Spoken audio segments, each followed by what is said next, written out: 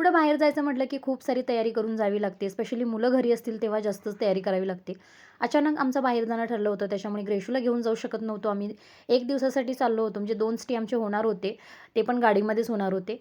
आणि ग्रेशूची स्कूल चुकते म्हणून तिला आम्ही घेऊन जाणार नव्हतो. त्याच्यामुळे जातेवेळी तिची सगळी तयारी करून ठेवली. तिचे स्कूल ड्रेसपासून बाकी सगळे तिचे कपडे वगैरे, तिची औषधं, तिचे बुक्स हे सगळं सासूबाईंकडे ठेवून गेलो आणि ग्रेशूला पण तिथंच ठेवलं. कारण तिला घेऊन गेलो तर परत स्कूल चुकणार आणि आत्ता ह्या कामांसाठी ग्रेशूला स्कूलला दांड्या मारायला लावणं आम्हाला पटत नव्हतं. सो त्यासाठी अचानक जायचं ठरलं. त्याच्यामुळे रिझर्वेशन करता आलं नाही. तर आम्ही चाललो होतो मुंबईला.